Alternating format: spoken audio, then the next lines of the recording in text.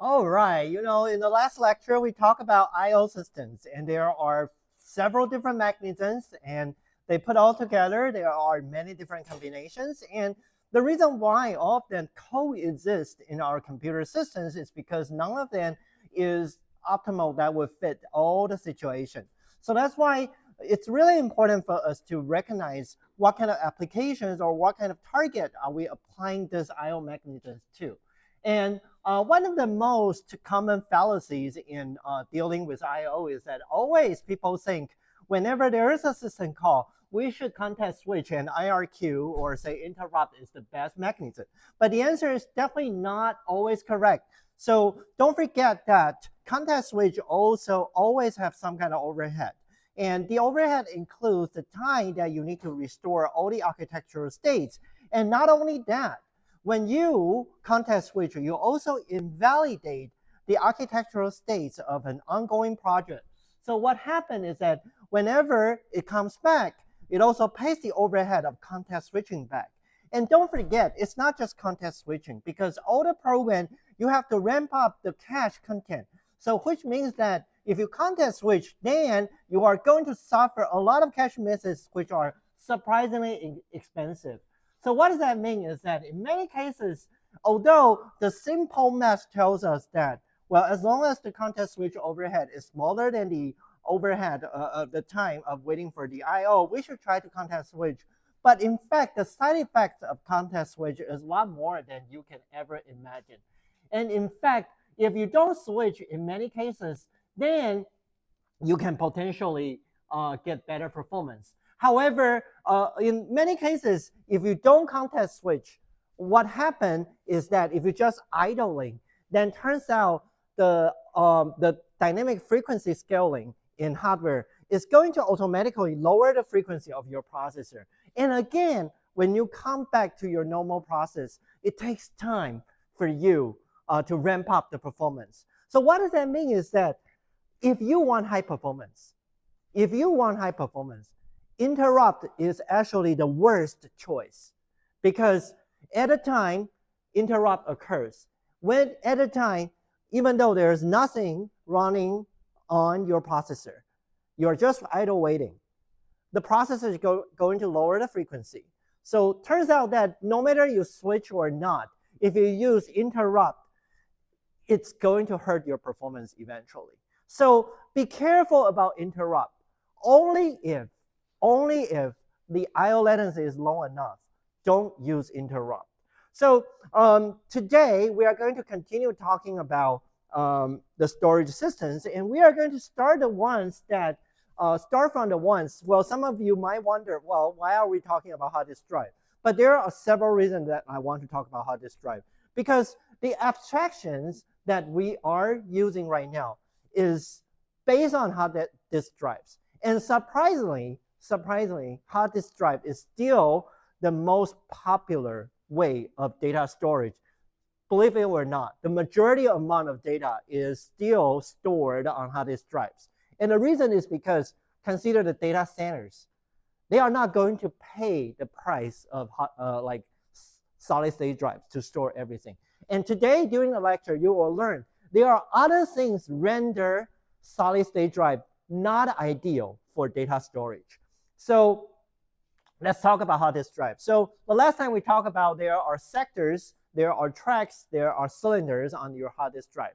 And to identify each sector, the naive approach that we are taking, and in fact, that's the indeed approach that we are taking, is that for each of the sector, we labeled their position according to the order.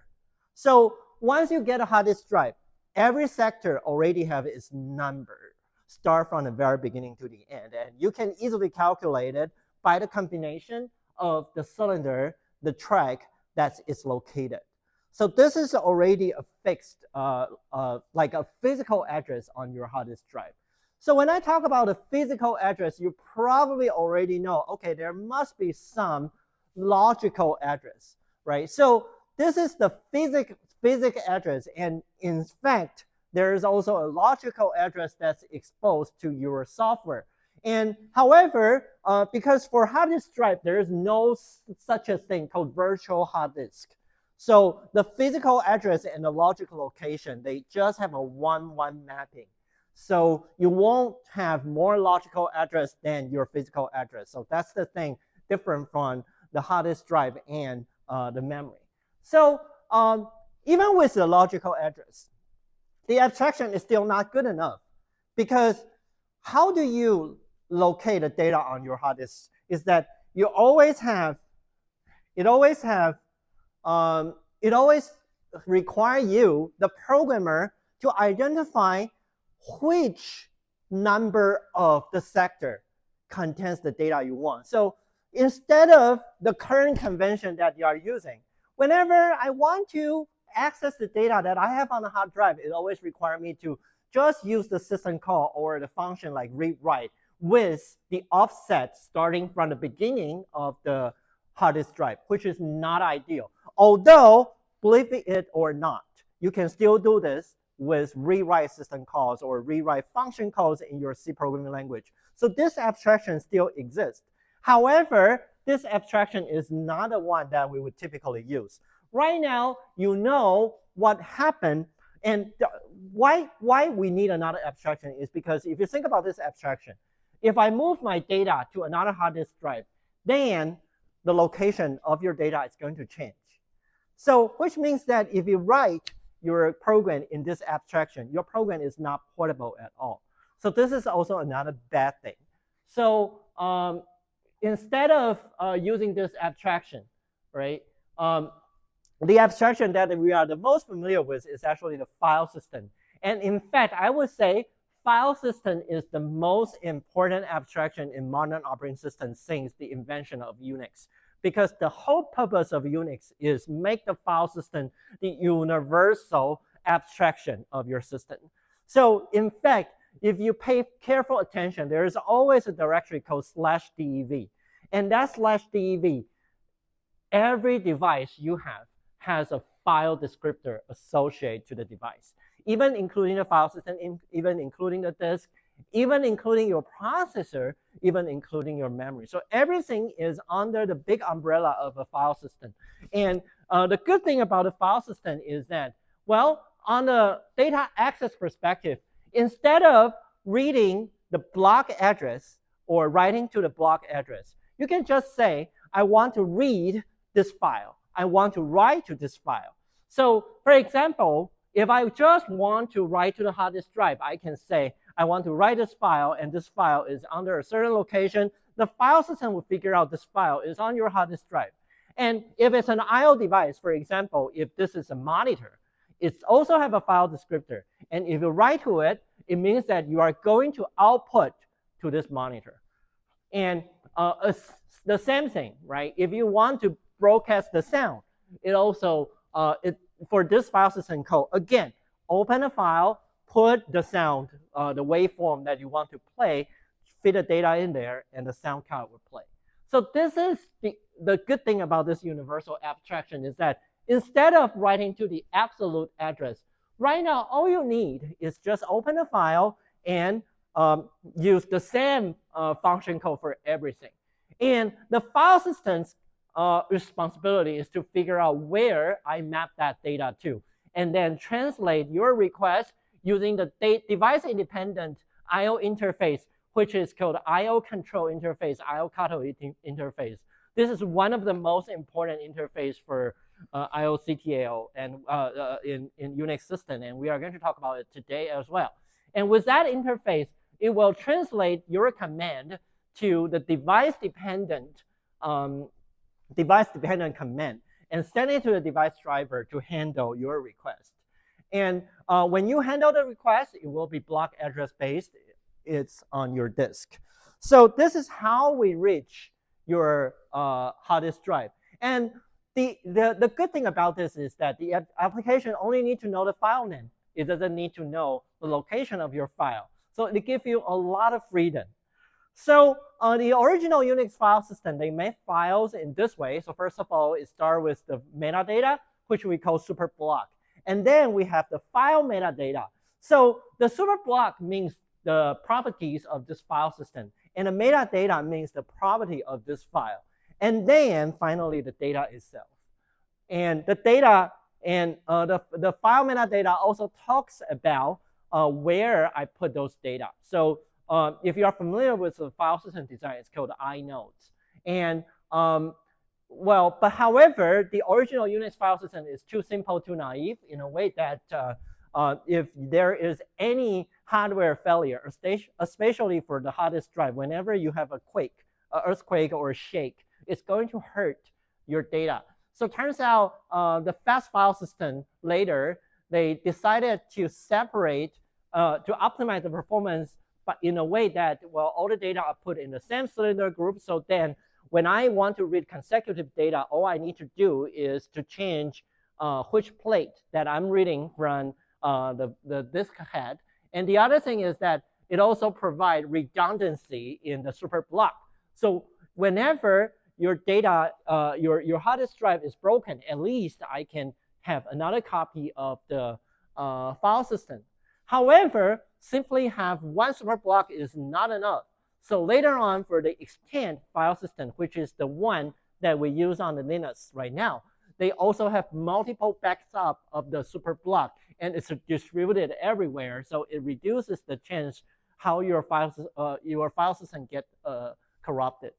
So let me show you one quick demo regarding how your data is mapped on the, wait, where is cursor? Okay, on the system. So I have a program here called getSector. So you can check for the getSector program.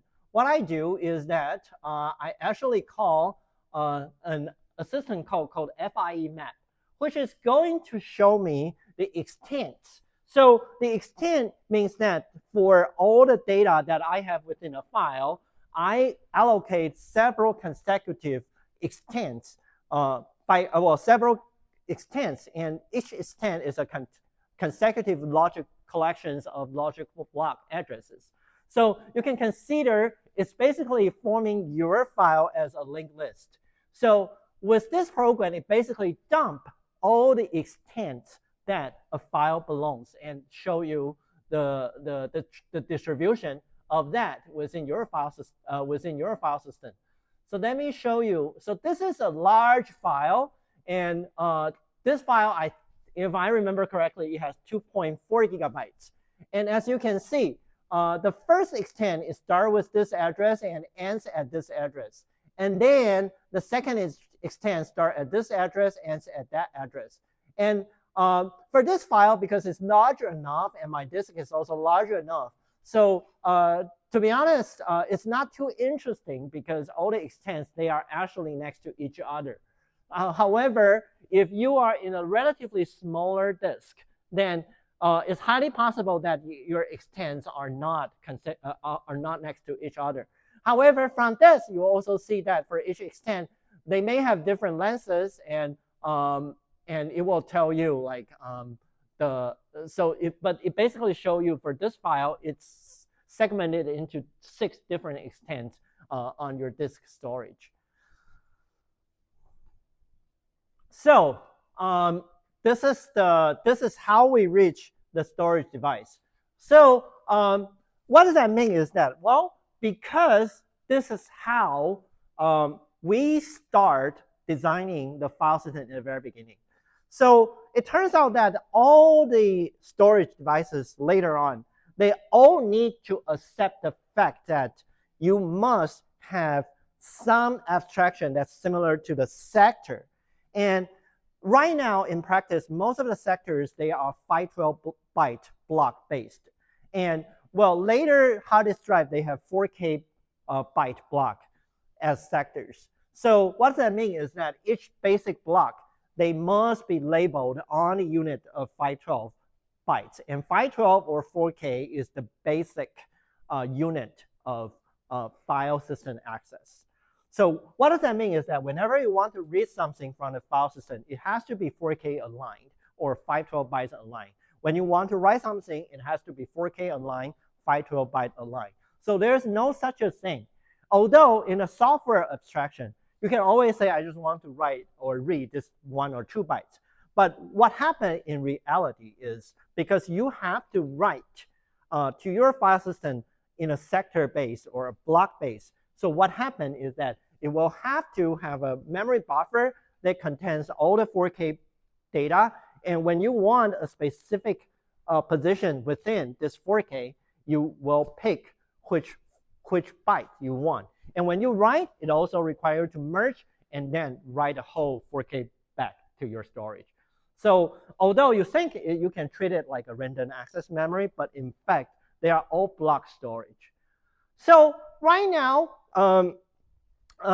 in addition to hard disk drive, there are several options that people have been talking about in terms of non-volatile memory storage technologies. And except for STT and RAN, hard disk drive, flash, Optane, they were all coexist for a certain period amount of time. And for hard disk drive, its latency is pretty much like 10 to 15 milliseconds. And its bandwidth is around 200 megabytes per second at the best. And dollars per gigabyte, it's probably the cheapest. It's only like 3 cents per gigabyte. So very, very cheap, right? So another technology which is more promising right now, like a lot of you think, well, a lot of you have that. Well, almost every laptop has that, is the flash. And for the flash, the aggregated bandwidth is 2.1 gigabyte for write, 3.5 for read, and the dollar per gigabyte is around 50 cents per gigabyte. And there used to be Optane memory or 3D crosspoint memory that's manufactured by Intel. So when Intel manufacture it, it's called Optane memory. When Micron manufacture it, it's called 3D crosspoint memory. So there is a very interesting story between Intel and Micron. So these two companies, they both have offices in Folsom, and that's where they co-invent those non-volatile memory technologies. And the thing is that they co-invent all of this, but they have different brands when they sell those stuff. So like phase change, and it's kind of interesting. So when you want to sell a technology, you want to say, I'm the exclusive owner of this technology. So they typically would have a trademark of the new technology. For example, like simultaneous multi-threading has a trademark of hyper-threading by Intel. And similarly, for phase change memory, there is a trademark by Intel called Optane memory. And for Micron, it's called 3D crosspoint memory. However, at the back end, they are essentially the same thing, and they are even manufactured under the same factory. And it's just at the time when it's sold, they would put different trademark on different chips. So, but this, no matter it's 3D crosspoint memory or Optane memory, the only place that you can purchase them right now is probably eBay. And the reason is because if you pay attention to the dollar per gigabyte, it's $2 per gigabyte. At the time, you can see it on the market. And the thing is that if you check the latency, it's 7 microseconds or 20 microseconds. So it's actually, well, you would say it's 10 times faster than the flash, right? However, if you learn MDOS law, right, you know after you have after the introduction of flash, the time we spend on storage is actually pretty minimal. And then if you, even though you can speed up the storage part for 10 times, it doesn't contribute to overall performance significantly. So that's why Optane memory is 3D crosspoint memory, they failed because their performance is not too promising. And it's not too promising in a way that it's not fast enough to compete with DRAM, but it's also not too fast to completely change the world of storage. Right? So then flash becomes the most promising one. So right now when we talk about storage, there are typically two main kind of technology that we are talking about. One is the magnetic hard disk, and the other is the NAND flash. So you have read the flash categorization paper. Based on what you read, can you remind yourself what are the difference between hard disk drives and NAND flashes?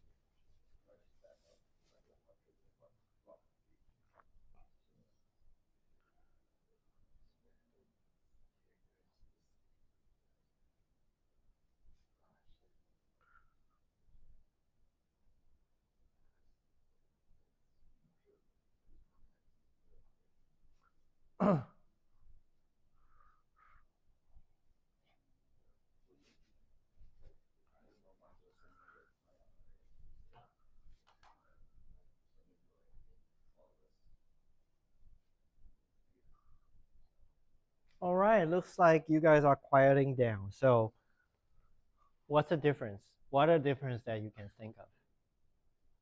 How different are they? Very different. Okay, tell me more about it. Mm-hmm. Mm-hmm.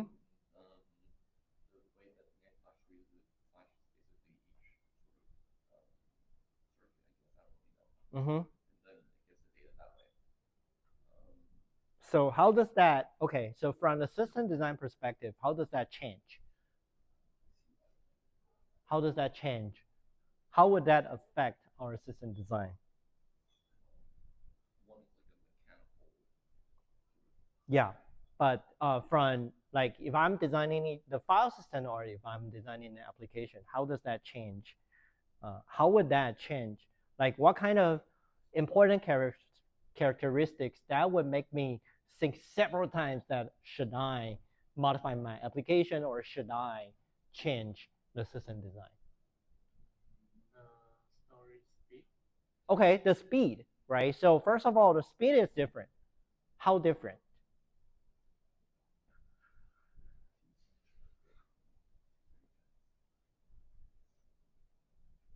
How different are they in terms of speed?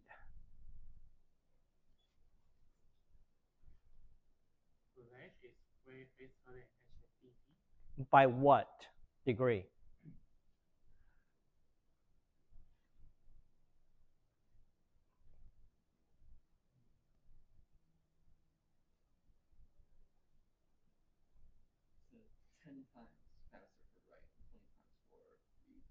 Okay. Is it always faster? When you say write, is it always faster?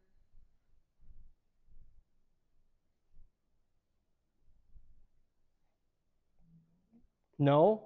Under what situation it's not going to be faster?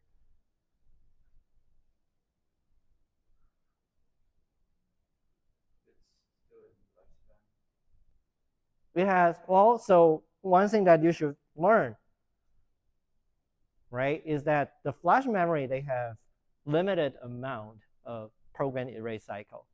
What does that mean is that for each single cell, you can only modify the data or say rewrite the data for limited amount of times. And this is not a restriction that you will see on hard disk drive, right? What else?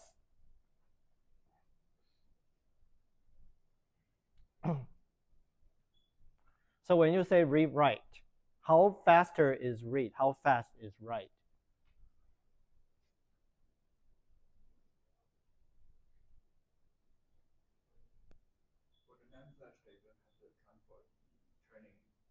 Right. Right. So when we read, how much faster compared against hard disk drive? 10 times faster? Only 10 times faster?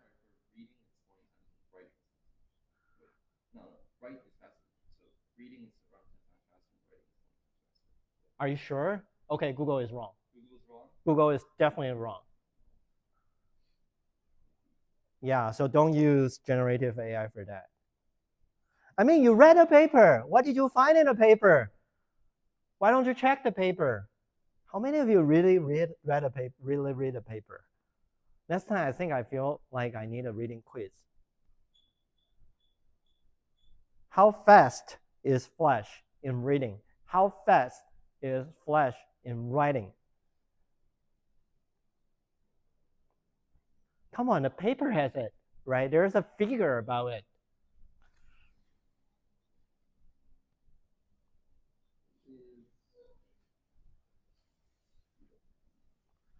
Sequential reads is depending on the block size, it's 33 times faster. What's the absolute latency of a read, of a page read?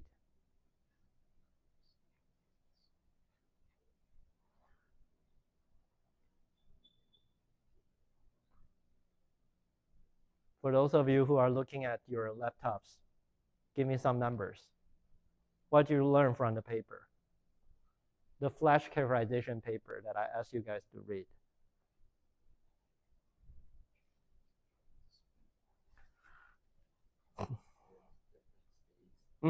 Very different speed, but at what scale?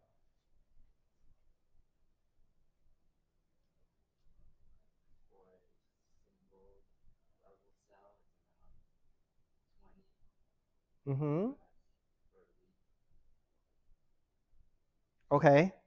So how faster is that compared against your hard disk drive? Let's say the hard disk drive is 10 milliseconds, right? Remember the math that we came up last time. How much faster is that? Is it 20 times?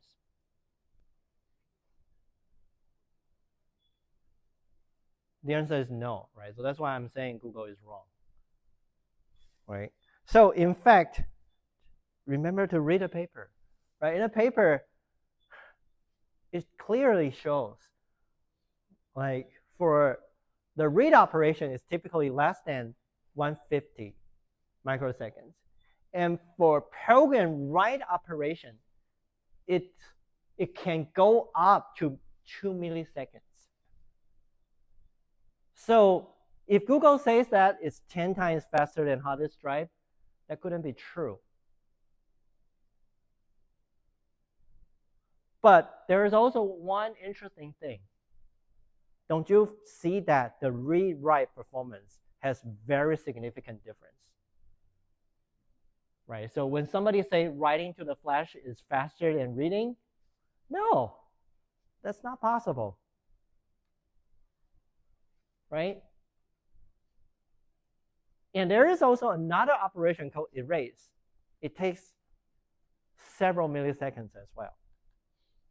Right? So what does that mean is that, okay, in terms of page programming or page write, it's probably less than 10 times faster than your hard disk drive. And when reading, it's a lot faster. And it comes from the factor that NAND flash was originally some kind of ROM, read-only memory. And some of the Japanese engineers, they accidentally find out, okay, if I over voltaging, give overly voltaging power of voltage supply to the chip, I actually alter the cell state. And so they found NAND flash. But the thing is that if you remember, its original purpose is read-only memory. It means that its material can only be changed in this way for a limited amount of times. So that's why they typically do not have very good amount of program erase cycles. So flash memory is actually a very odd device. So first of all, it has different operational granularities. So for program and read, it's typically by pages.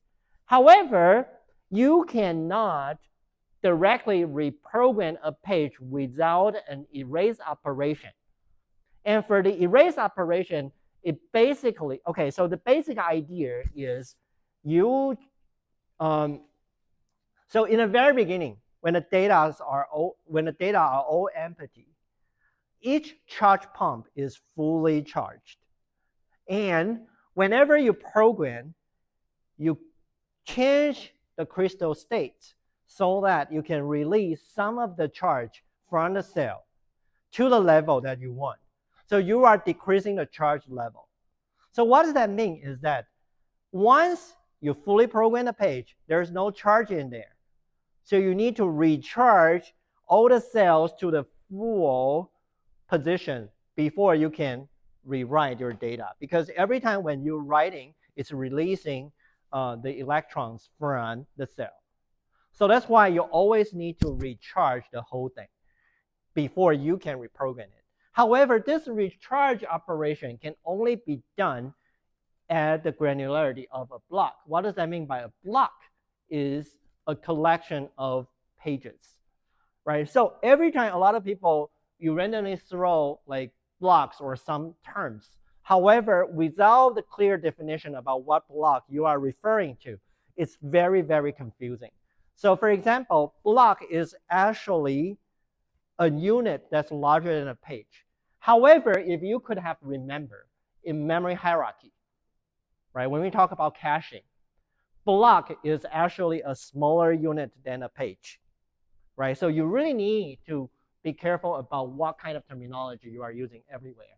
But here, for the block, it's actually referring to a collection of pages. And for the erase operation, it can only be done in the unit of blocks. And the other thing, which we don't find, but it's actually pretty problematic in Flash, is that for Flash memory, the raw performance of reading a chip is around microseconds. That's pretty fast. However, the write performance, as you already see in the paper, is multiple milliseconds. And the erase operation is also multiple milliseconds. So there is an imbalance between the rewrite speed, which you have to handle while you are dealing with the solid state drive. So in our solid state drive, there are several optimizations we have. So in addition to the controller, we also, and the registers that we have to interact with the host device, we also have a set of DRAM. And this DRAM is acting as buffer. So for example, some of you might say, well, when I write to my solid state drive, it turns out to be pretty quick. And the main reason is that at the time, your data is not represented on the solid state drive yet, or say not on the NAND flash array yet. It's in the DRAM buffer that you have on your solid state drive. So what does that mean is that if at a time you saw your data is already intact, however, if you unplug the solid state drive, unfortunately, you are going to lose the data you wrote, because what happened is that your data is still in the DRAM, it's not in the NAND at that time. And you feel it's finished writing, it's simply because your solid state drive, they tell the system, okay, you're good, I'll handle the rest. But I will handle the rest doesn't mean I finished that, right? So that's the dangerous of operating on solid state drive as well. So, so that's one potential problem. But do you find other potential problem of writes in NAND flash?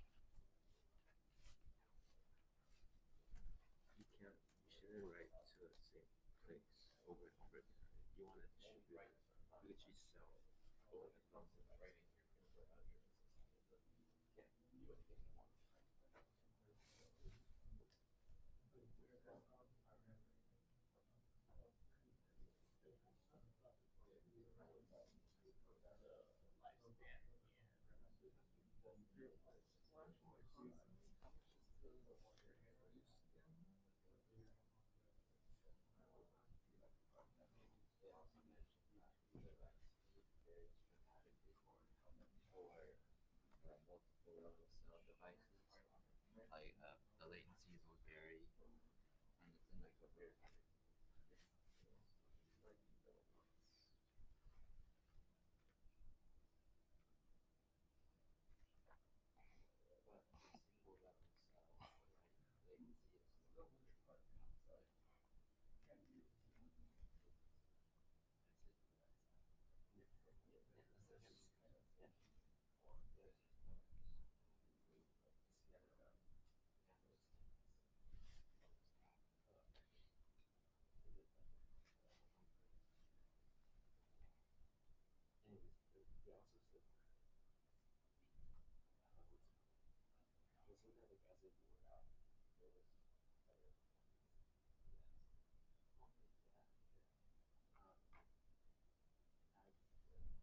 All right. looks like you guys have reached a consensus. What do you feel? What's the problem with writes in solid state drives? What are the problems of writes in solid state drives? Mm-hmm. It will become useless. What does that mean? Elaborate more on that. Mm-hmm. So if you have too many writes, you flash too many times. Okay, so you have, because you have to erase before you program it. And as we mentioned, each chip has very limited program erase cycles. From the paper, do you guys remember how many times can you program and erase each cell in a flash memory? Or how many times can you erase a block?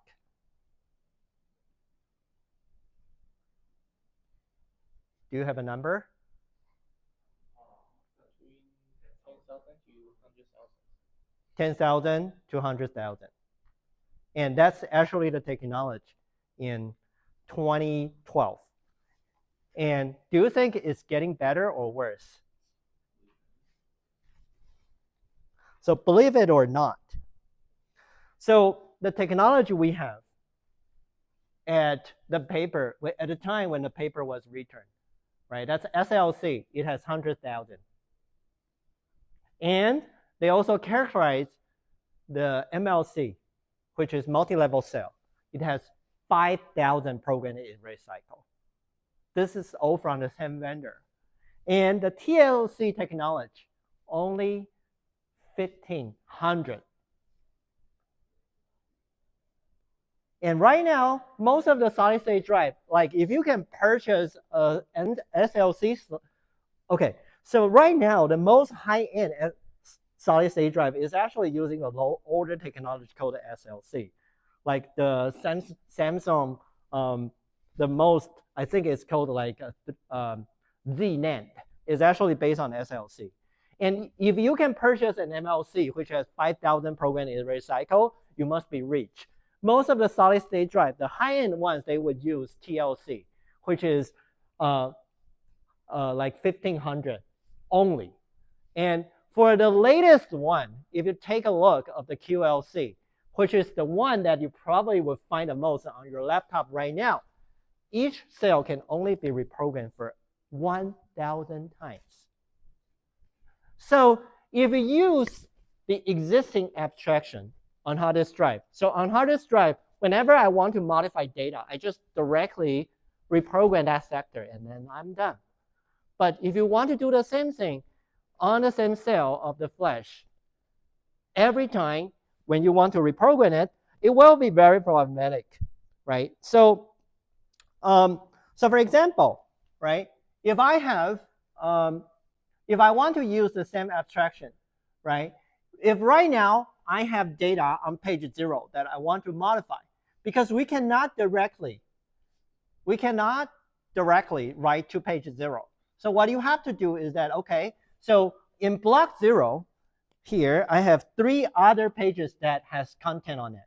So what happened is that, first of all, you have to copy all the existing content from page 1 and 2, write it to somewhere, for example, a DRAM buffer, and then remove or say erase all the content within a block. And remember, at this time, every page in this block, they already have a +1 of the program erase cycle. No matter I'm modifying the data or not. Whenever you copy it out, whenever you erase, no matter if you are going to rewrite the same data back or not, it has 1 erase count. So what does that mean is that you would have significantly write amplification for each page modification. So you are not supposed to directly modify a page for this purpose. And so when you want to write, again, if you use the same abstraction, then you will have to place all the page back to the same location. But some of them are not even modified, right? So that's the problem. And that's not the only problem. The other thing is that if you pay attention to the latency, right? For example, if I have 6 pages, so first of all, if I have 6 pages that I have live in this block, it would take like 6 times 30 microseconds to read all these pages. And when I write things back, I also have to erase, right? And then when I write this like live page back, when I want to write pages back, it also take another like 3 writes, for example, right? And turns out that it adds up to like 10 milliseconds overall. What does that mean is that it will make your write as slow as a hard disk drive. So there's no point of doing this because your performance is going to be terrible and it hurts your program and erase count. So what happened is that if you could remember what you have learned in operating system, there is something called log structure file system. So the flash memory actually takes a similar approach as log structure file system when we update data. So first of all, you need to keep a mapping table between the logical block address is the data location you expose to the host system and the physical location of your data labeled by the real flash chip and the real flash block. And then whenever you want to read data, you reference that table to figure out where my page is. And whenever you want to write, instead of erasing the whole block, copy all the live content, and rewrite the whole block back, what you are going to do is that you are just invalidate this entry in your FTL and put a mark or say the metadata associated with the chip saying that this particular page does not contain live content now. And then modify the mapping table, which telling us where is the new location of your data. So you just keep writing instead of erasing the whole block. So you are going to create an invalidate page on the block. And then what happened is that right now you will see on your solid state drive, there's not only like valid page which contains your up-to-date data, but also free page that you are able to program at any time you want. And every time we program, we just attend to the end of the log. And then we invalidate data that are not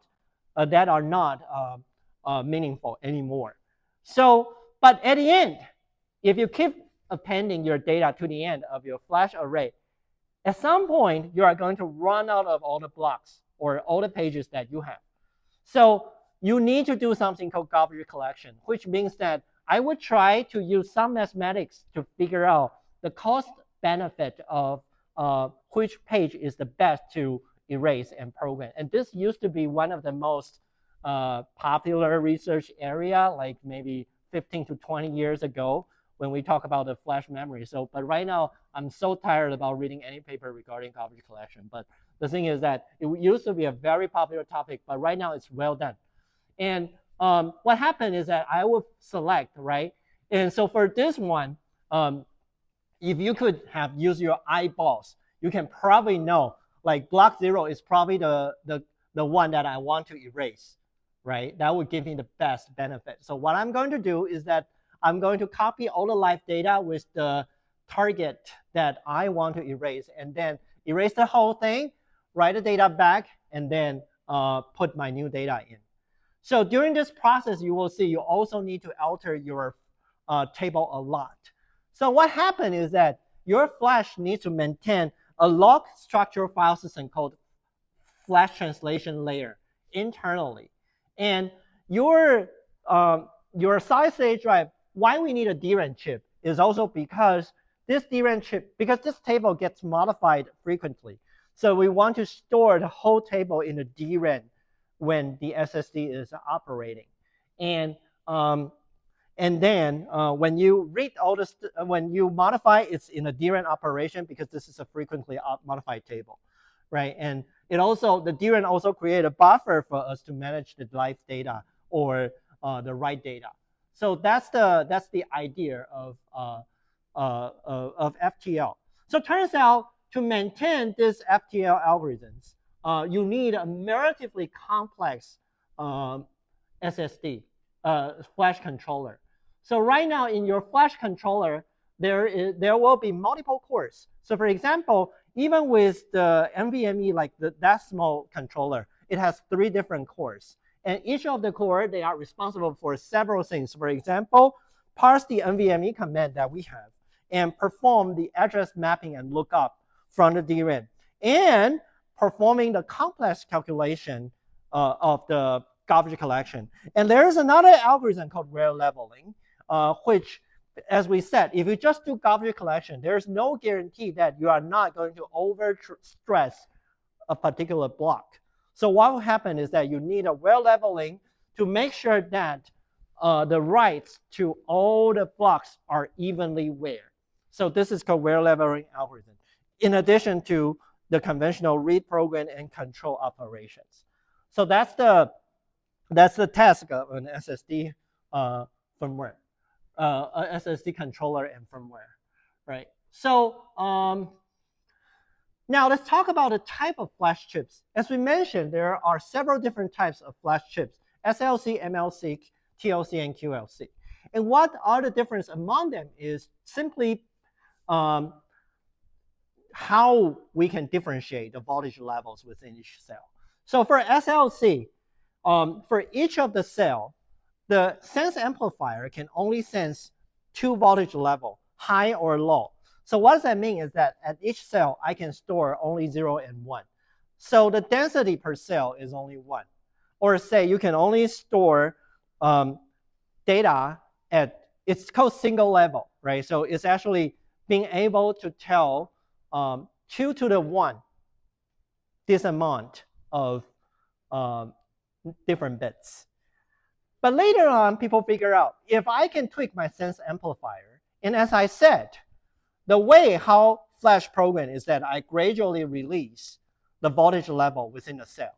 So what does that mean is that if I don't release the voltage level to the full amount, I am potentially able to just release the voltage level here. And if my sense amplifier can divide the high voltage into another level, then I would be able to leverage the sense cell to store 4 different types of content, right? Which you can later on map it to like 1, 0. You can map it to like 1, 1, 1, 0, or say like 0, 0, 0, 1, this kind of mapping, right? So this would help you store more bits of data within the same cell. Because previously, we always thinking about we can only store 1 bit data per cell. But with this, you can actually store 2 bits of data per cell.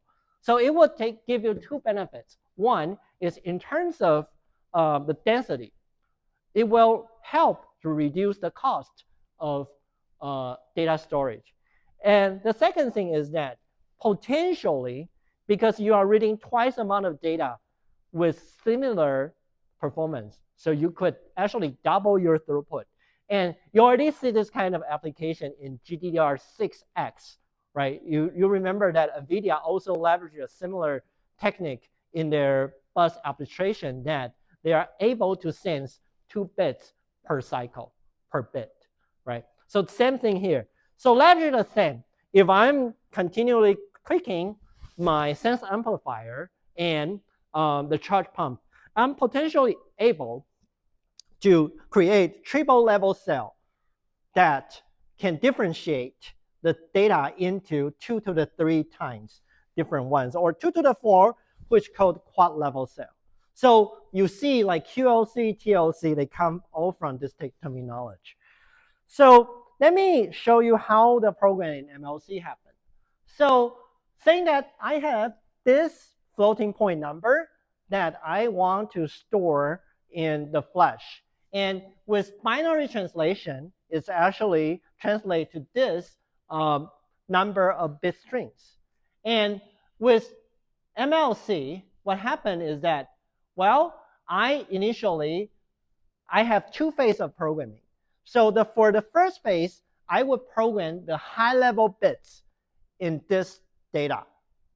So And then gradually, I will program the low-level bits within the data. And you will see, like, if I want to program this data, it would actually be separated into 3 phases. The first phase is actually I see who are going to be changing from 1, 1 to 1, 0. And then I program those. And the second phase, I'm going to see who are going to change from 1, 0 to 0, 1. And the last phase, I'm going to see who are going to change from who are going to change from 0, 1 to 1, 0, 0. So in this operation, by default, why the MLC, when you see in a paper, it takes longer time to program? The answer is because you need 3 different phases when you program. So although in terms of a read, it sounds like it's similar performance. However, in terms of writes, it's actually going to be 3 times slower. And so it takes 3 cycles and phases to finish programming. Modern systems, they would apply some kind of optimization.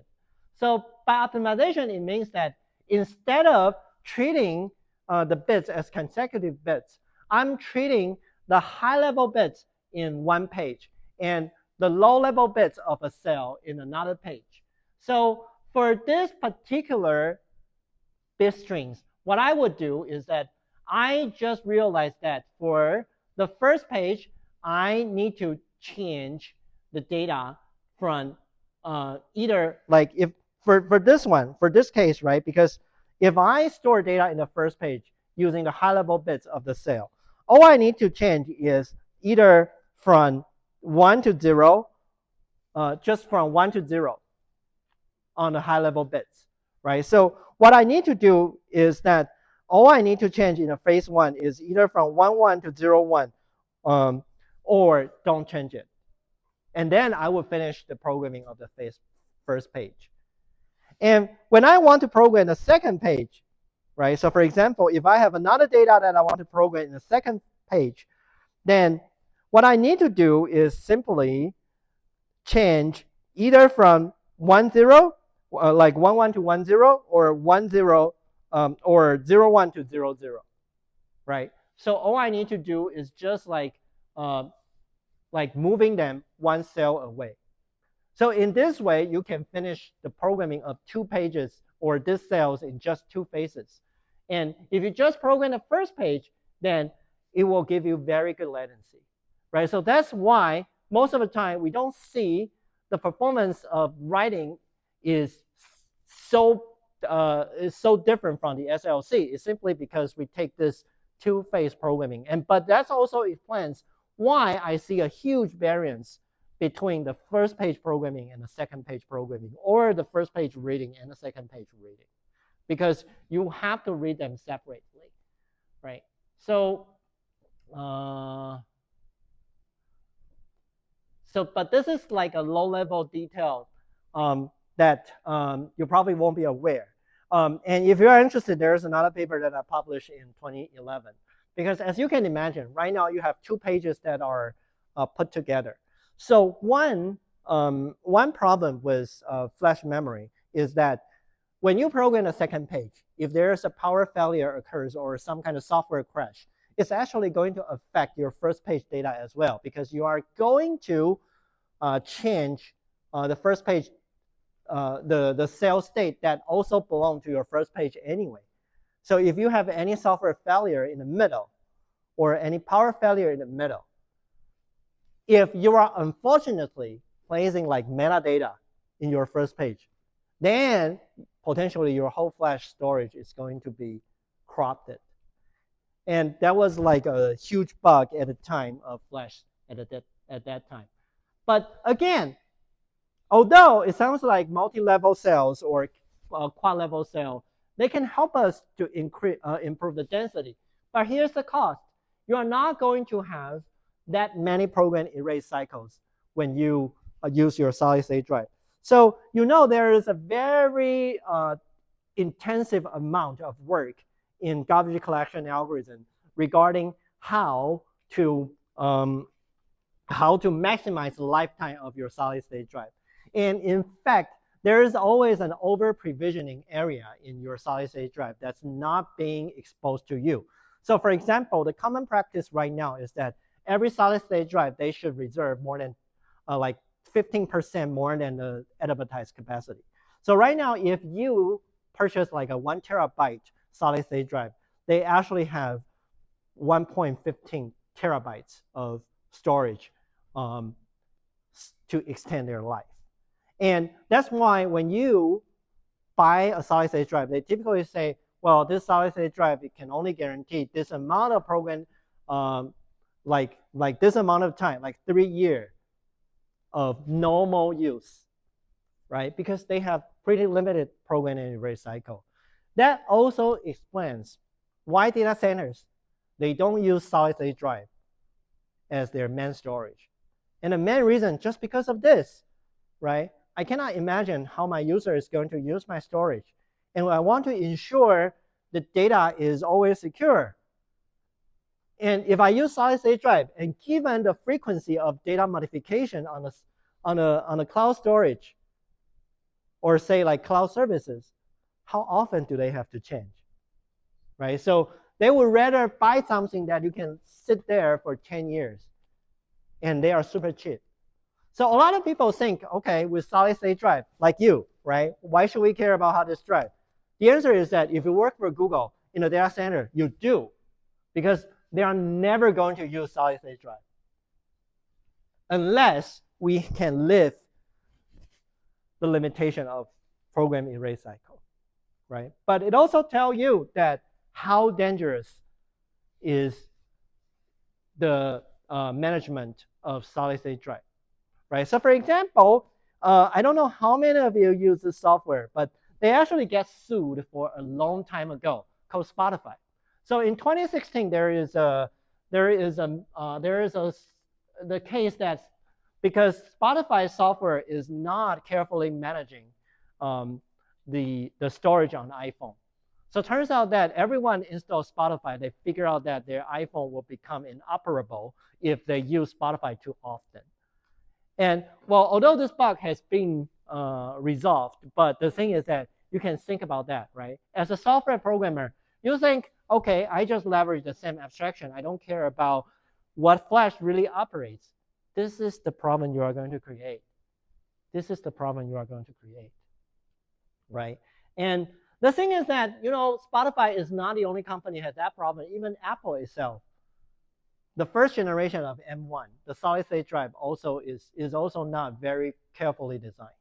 So it turns out both companies, they have a lot of cases because of that, right? So if you don't want to get fired, you should probably be aware that it's really important for you to understand what kind of underlying hardware you are dealing with, even though you are not the one. Okay, so far, a lot of you think as like flash memory is faster, you believe it's faster, you think it's 10 times faster. Really? Is it? So you read the manual or the flash characterization result. Based on the numbers, what's the bandwidth of the flash? So if you check the numbers, right? When we read, it's a page. So a page is 16K on this particular QLC. The latency of reading a page is 60 microseconds. So if you put this all together, this is the bandwidth. Is it faster than hard disk drive? Not significantly. So how do we achieve the bandwidth that solid-state drive advertise?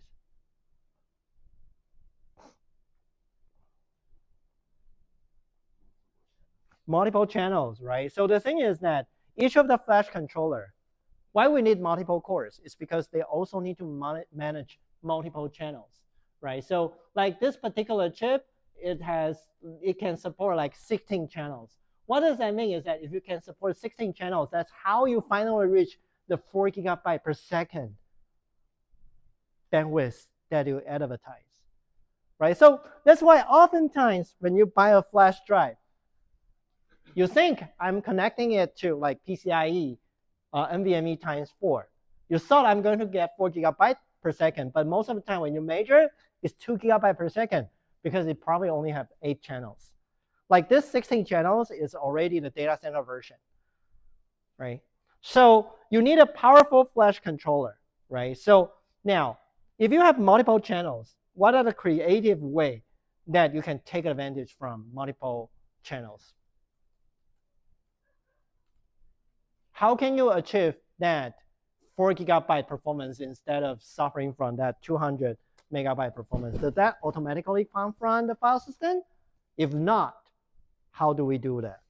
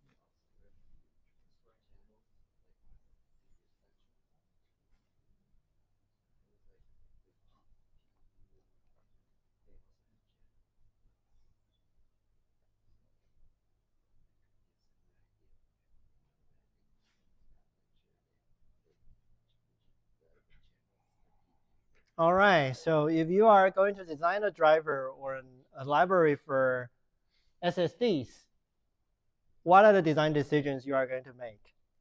Let's come from the mechanism itself. First of all, are you going to use interrupt or polling?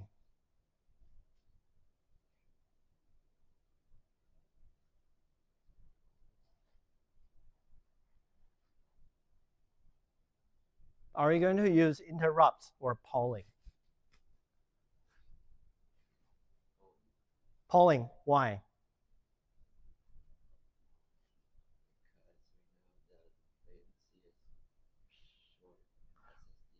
Okay. So here's the thing. There is always an overhead in interrupt. It's either lower the program frequency or you will incur context switch.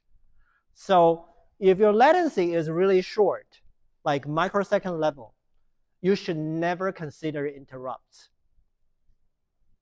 And this is something that the textbook in operating system never tell you. In practice, if that's that level, you should never consider interrupt. So polling is the model first you should take. And what else?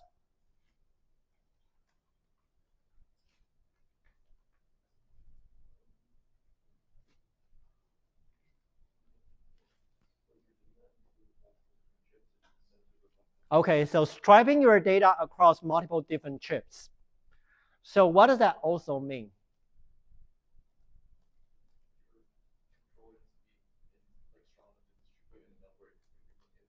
Okay, so what's the other thing? So first of all, your file system or your abstraction, your library must be able to distribute your data to several different locations, right? So in the past, this is very different from hard disk drive.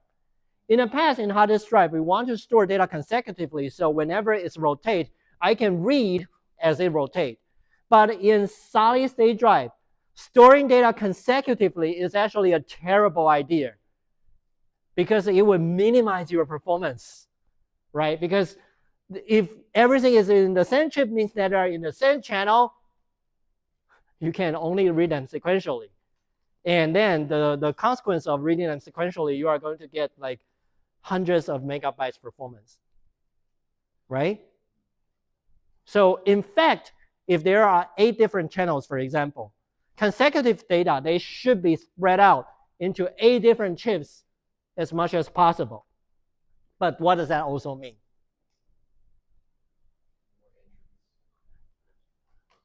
You need to issue more commands at the same time, right? So what does that mean? You need to increase the queue depth of each. You need to create a queue of commands for each of the program, right? Or say each of the processor. So each of the processor need to have a queue. Is that good enough?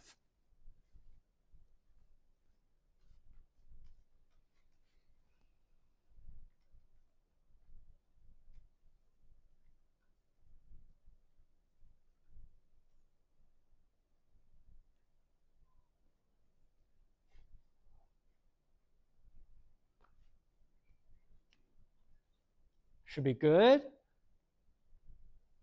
So how do we arbitrate the polling requests?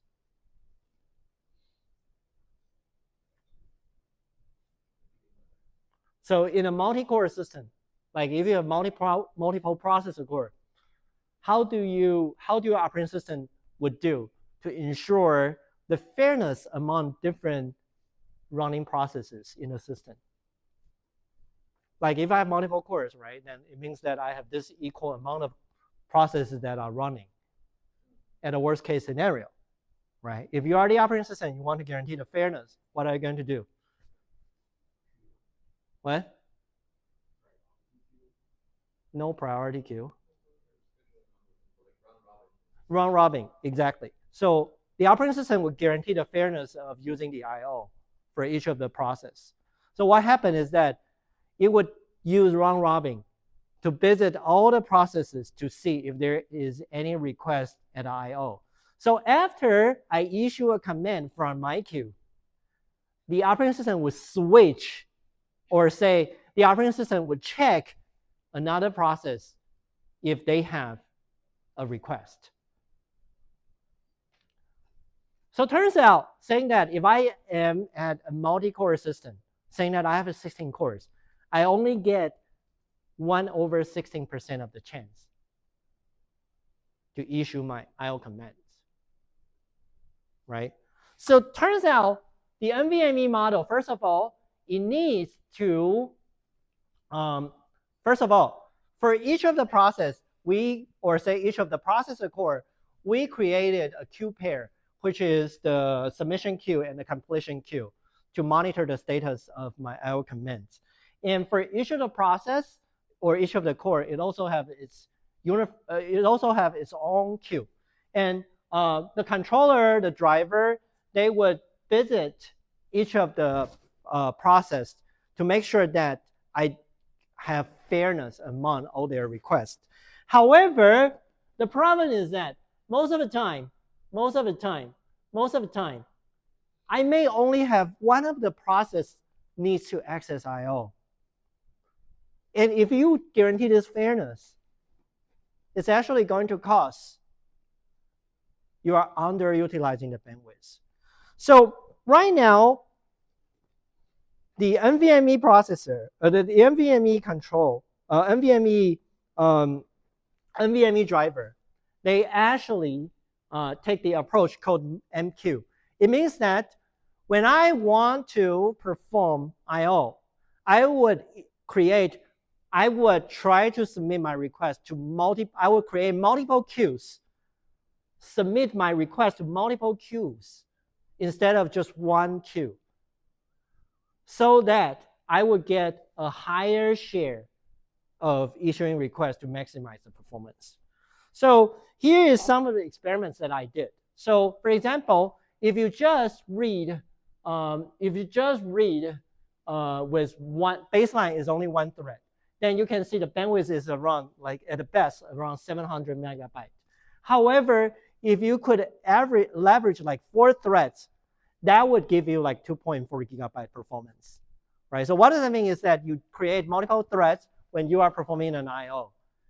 In solid state drive, that will help your performance. Now, I want to ask you a question. If you do the same thing for hard disk drive, would that work? A lot of you say no. Why? Mm-hmm. Okay. Won't help. Just won't help.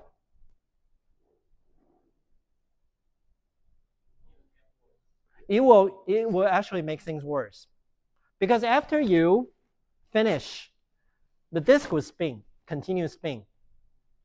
But likely, you are going to read the data from the next position. And if you switch to another thread, or there's no guarantee that you are going to come back, you are going to execute the thread as the order you want. You are actually, so for example, what if I execute the first thread and then the fourth thread? Then you are going to shuffle the order of accessing. So that's why multi-threaded I/O is not a popular idea at the time when hard disk drive is dominating, right? So here you see a lot of concepts will be different based on the storage devices you have. And another thing which I do want to talk about is, don't forget, we are a PCIe interconnect. So what does that mean is that as long as you can package your destination as the memory location, you're supposed to be able to directly talk to another one, right? However, and in fact, in NVMe, there is also a field that is reserved for that you can describe the location, right? So let me take, so probably most of you never get a chance to look at the device driver. So I'm going to show you a few things that it might help you. So for a driver, it typically would have like the modern convention in a driver, they typically would have a core C file. And this core C file, they would receive the command from the software and decide how to do later. So what happened here is that, so here you see the driver, it would examine the queue. And the queue, well, so first of all, how do we enqueue? You probably need some kind of software to deal with that. So for example, this is a code that uses the IO-CATL interface that we mentioned to send a command to the driver. So here, the IO-CATL, first of all, it's already a kernel level program. So what happened here is that your application calls the system call in IO-CATL, and there is a command called NVMe read, for example. And this system call would trigger this NVMe read function, and this read function would call this function called NVMe IO, which you will see is a file descriptor. And the reason why we need a file descriptor is asking the file system to tell us the exact location of the file. And what kind of command we want to do. The starting logic block address, the number of blocks that we need to read, the controls flags, as well as where to put data if I'm reading. Or if it's writing, it's where from should I be writing. And you can see for this NVMe IO, this function in the IO-CATL code, they actually take this whole argument and then they create a data structure like this, which translate your request into opcode, into control, into number of blocks, into the starting address of your buffer and your metadata buffer and the starting logic block address. There's all sorts of things aligned. If anything is wrong, then this command is going to create issues. And then with this data structure received by the NVMe driver, so each command is pretty much like a data structure like this. They would separate, like for example, here they have the control code, right? Like the control field. They would also have the command part that you can parse to see what the command really want us to do. So for example, there are many different commands like op read, op write, or append, this kind of stuff, right? And then after I parse this, as you can see, for different functions, I would have different commands to handle it. And it's kind of interesting. You will see like there are also write zeros command, right? So you know that in a system, we always treat zeros as a very interesting spatial case, right? So that's why I'm like, you remember when I deal with the memory benchmark, I never use like initialize as 0 because there is a spatial case that your computer is going to be taken care of in a different way. But like, except for writing zeros, the read-write, they have their own, it's typically going through the read-write. And here's the handler for the command, right? So here you see a spin lock, right? So what does that mean is that it's a polling model. Otherwise, you won't use the spin lock. Because what happened is that you are keep polling to see if the command is finishing or not, right? So whenever you invoke this NVMe driver, it's already starting, it's already having the thread keep spinning check the content of the queue. And the reason why we do this is because we want to make sure it's polling all the time. And the reason why we want a polling model, as I said, we want to keep the CPU frequency as high as possible. So whenever the command comes back, we can handle it immediately, right? So, so to be honest, like using solid state drive, you really need a good processor to maximize its performance. Because if your processor is too slow, the command handling is also slow. And then you can see we have the mem copy here, right? So that's why mem copy matters, right? We copy the content from the user space and try to copy the content to the NVMe queue, right? And then unlock when I'm done, right? So, so this is how a driver looks like. This is how an NVMe driver looks like. It's pretty simple, naive, right? So first of all, you just get the command structure and then translate it to the format that your hardware can accept. Put in a queue, and then the hardware will periodically visit the queue, right? So that's the driver. Okay, so there are the reason why I want to talk about the driver because there are some more tricks that we can do in a driver to make it modernized for applications that we want to accelerate. So we will talk about that later. Other than that, enjoy the rest of your day. I will see you next week. Yeah. Otherwise, it's not spinning.